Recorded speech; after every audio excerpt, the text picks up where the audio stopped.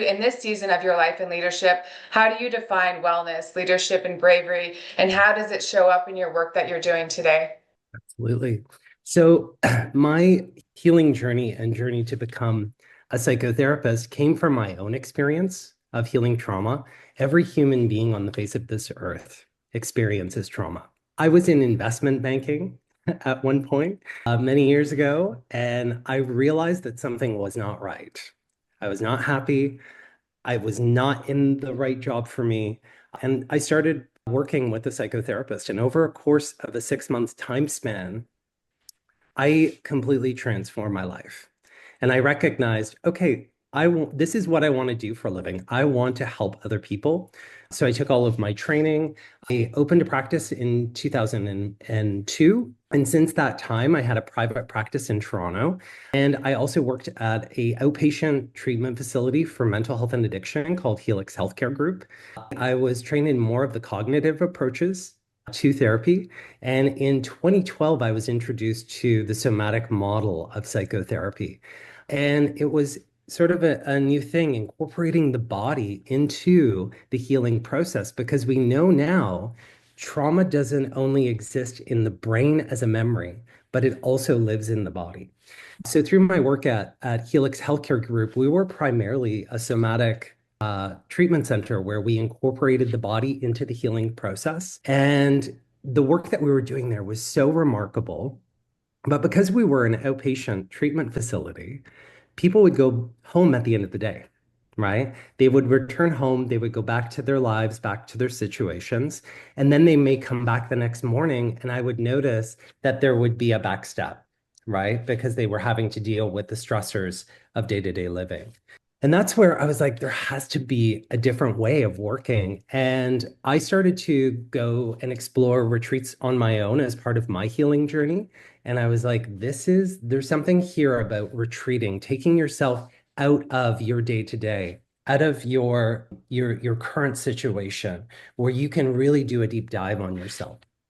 I was introduced to Christopher Dawson, our CEO, and Andrew Galloway, our COO, in 2018. He shared with me this idea for this healing center that would be located in deep nature. It was exactly what I was looking for, and I was on board. So since that time, I've been working with them. We incorporated in 2021. I was brought on as a clinical director at that time. And we worked with Queen's University over a 6 month time span, creating our clinical program, looking at all of the best practices when it comes to holistic health, diet, nutrition, gut and brain health, somatic therapy, the different practices that we wanted to incorporate. Everything that is in our clinical program is evidence-based, and it has backing by modern neuroscience research. And I was given a document that was about 500 pages. And then I took another 6 months to build out our clinical program.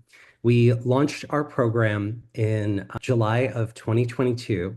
Our very first retreat we had was a pilot program for military veterans. And since that time, we have had approximately 1,500 individuals through our program at Dimensions and roughly about 200 military veterans. At this season in my life, when I really define wellness, wellness to me is wholeness.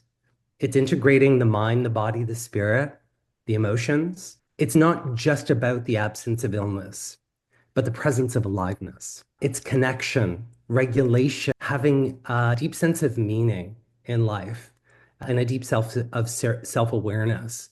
So it's not only thriving mentally and physically, but it's also being connected to others, having strong relationships, having a sense of community and a purpose in life. For me, leadership is about being in service.